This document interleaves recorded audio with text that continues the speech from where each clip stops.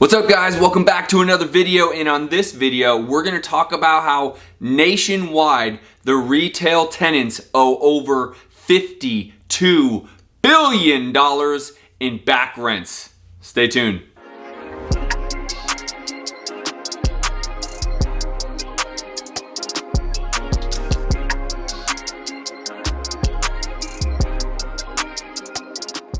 Now, it's not much of a hard concept to realize that after the start of the pandemic, most, if not all, brick and mortar businesses have taken a massive hit. And so things that I've been thinking about and talking about a lot with my, friends, colleagues, and other people I look up to is what exactly is going to happen to the economy? How can cities like Las Vegas, downtown Manhattan, Orlando, and all these touristy type places ever be able to exist when no one is visiting their restaurants, their bars, their tourist attractions, Broadway, you name it? How does this all work? And so I decided to do a pretty deep dive. I won't go into all the wormholes I went down into, but I will tell you I did find out the very big shucks news, I will call it, just made that up right now, that according to Bloomberg, the retail spaces across the nation are $52 billion in rents owed, anywhere from 2 to 4 months in back rents. It simply is mind-numbing. Now, for a little good news, it looks like in October, 89% of retailers actually paid up, which is a far cry from where we were in April, when only 54% of retailers nationally paid rent. Now, we don't have to talk about what if it continued at 54%, that is another story. But even the fact that I'm calling it good news that 89% of the retailers reportedly paid rent is still a little tough pill to swallow when you think about the actual ripple effect that happens when a single retailer doesn't pay rent, let alone a chain of retailers, and then it starts to go crazy. Like I said, I went down the massive rabbit hole with this one, and there's a lot to talk about, but let's stick to the shocking news that there's $52 billion in rents owed. Now, some concept I would say I think about, I talk about with others, questions I'd even pose you is, how does that affect the landlord? Now, this isn't like a 3-shop little strip mall that maybe Justin Colby owns. We're talking about some pretty massive buildings with a lot of different tenants, typically owned by very massive corporations. Now, not to take away from the small mom and pop commercial owners who might have a strip mall of 3 or 4 shops, that is very painful and likely even more painful than these big corporate owners of these massive businesses.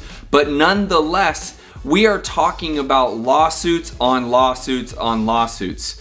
Somewhere in this rabbit hole that I went down, I started reading things about having an adjustable lease rate depending upon your P&L. Now, I went down this rabbit hole because I found that to be very intriguing, but that doesn't seem to be the way that either one, the tenant or the owner, really wants to go. They want to keep a static rate for the lease for however long the lease term is. However, both sides are starting to talk about it, especially when it comes to a chain that might own several hundred different locations that they may be leasing, as long as it's with one landlord.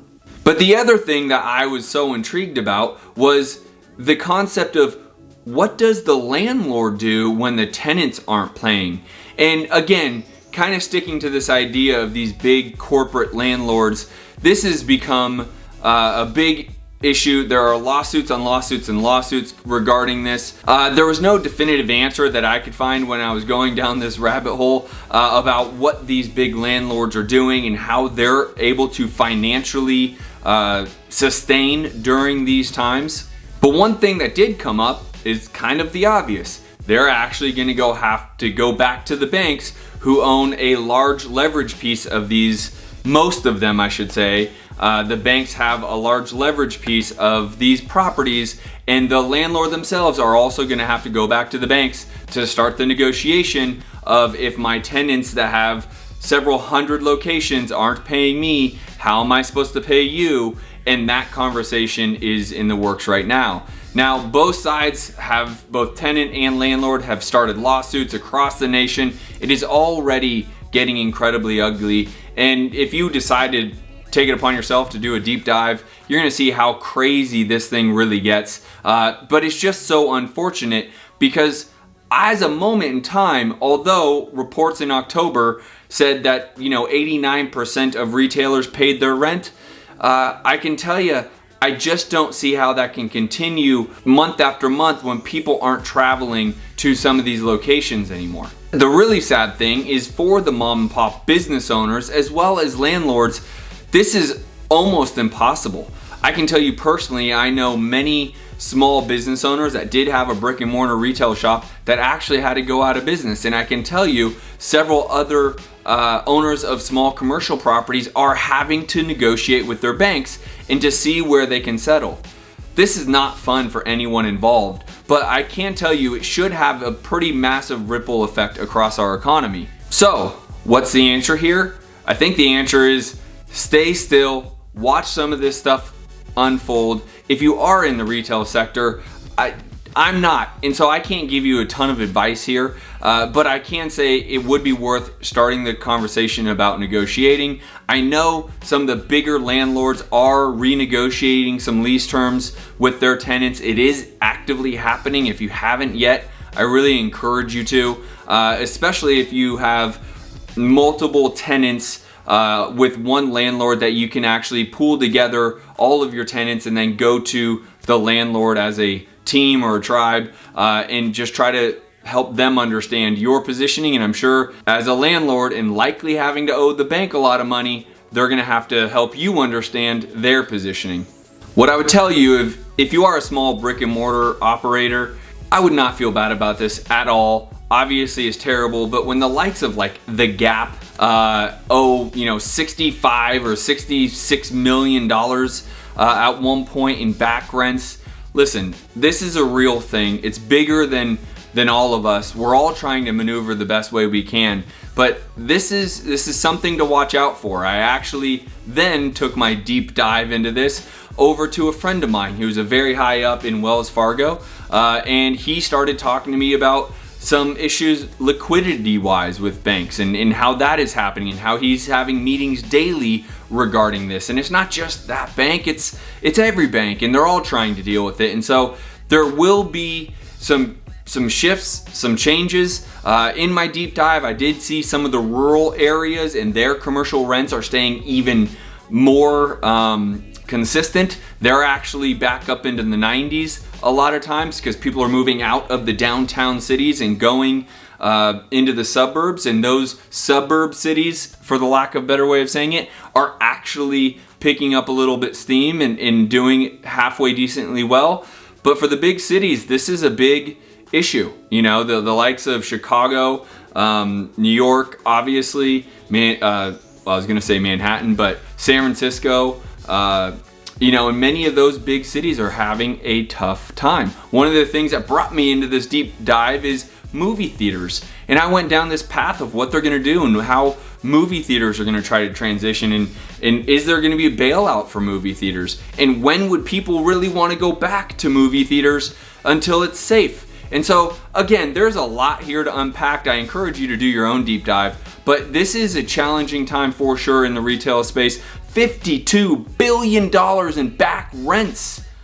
There's going to be a ripple effect on that. Exactly what? I am not sure. What I would hope as a businessman and a capitalist, I hope the Fed does not just continue to print and print and print money to bail everything out. We know where that can go. I'm hoping that does not happen, but I just also don't know if I have a better answer, honestly. There's way smarter people than me analyzing this stuff every single day. So do your own due diligence. I hope you guys enjoyed this video. It is shocking to me what is going on, but It is the state of the world we live in. If you are in real estate and want to know more about residential real estate specifically, go over to thescienceofflipping.com, or you can also start listening to my podcast, The Science of Flipping. Both of them are great. Both are absolutely free if you go to the website or if you go to the podcast.